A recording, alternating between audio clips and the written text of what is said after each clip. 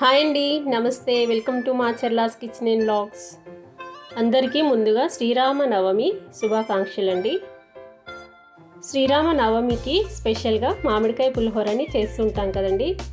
నేను చేసేట్టుగా చేయండి. 10 నిమిషాలు చాలండి. పులిహోర చేసి దేవుడికి నైవేద్యంగా సమర్పించవచ్చు. అదేలాను ప్రాసెస్లోకి వెళ్ళి చూసేద్దాం. ముందుగా ఒక పుల్లటి మామిడికాయని తీసుకొని తొక్క తీసి తురిమి పక్కన పెట్టుకోవాలి. 1/2 kg రైస్ని పలుకు మీద వండుకొని ఒక బౌల్లోకి తీసుకొని చల్లార్చుకోవాలి. చల్లారిన తర్వాత దాంట్లో ఈ మామిడికాయ తురుముని వేసి కలుపుకోవాలి. వేడివేడి అన్నంలో పులిహోర కలిపితే ముద్దలాగా వస్తుందండి. అందుకని చల్లార్చుకోవడం కంపల్సరీ. మామిడికాయ తురుముని అన్నంలో కలుపుకున్న తర్వాత రుచికి సరిపడినంత ఉప్పుని కలుపుకోవాలి. నేనైతే ఇక్కడ 1 స్పూన్ వేస్తున్నాను. ఈ విధంగా కలుపుకున్న రైస్ని పక్కన పెట్టుకోవాలి. తర్వాత స్టవ్ పైన ఒక ప్యాన్ పెట్టుకొని అది కాస్త వేడైన తర్వాత 2 టేబుల్ స్పూన్ల దాకా నూనెను వేసుకోవాలి. నూనె కాస్త ఎక్కువే పడుతుందండి పులిహోరలో. నూనె కాస్త వేడైన తర్వాత 1 స్పూన్ జీలకర్ర, ఆవాలు, 2 స్పూన్ల పల్లీలు, 1 స్పూన్ శనగపప్పును వేసుకొని కలుపుకోవాలి.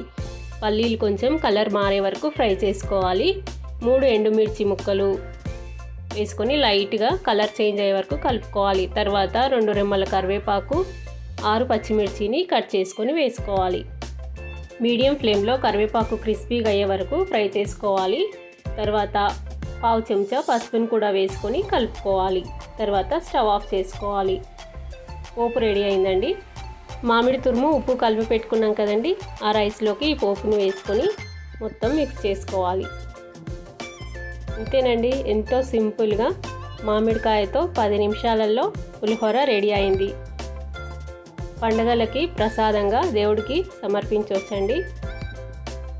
పిల్లలకి లంచ్ బాక్స్లోకైనా 10 మినిట్స్లో చేసి పెట్టవచ్చు. అలాగే మిగిలిపోయిన అన్నంతో కూడా ఎంతో ఈజీగా మామిడికాయ పులిహోరని చేయొచ్చండి. పుల్లగా కారంగా మామిడికాయ పులిహోరని మీరు ఒకసారి ట్రై చేయండి. మీ ఫ్రెండ్స్కి ఫార్వర్డ్ చేయండి. అలాగే సబ్స్క్రైబ్ చేయండి. Yadagiri Gutta Lakshmi Narasimhaswamy temple full video link డిస్క్రిప్షన్లో ఇస్తానండి. అలాగే ఐకార్డ్స్లో కూడా ప్రొవైడ్ చేస్తాను.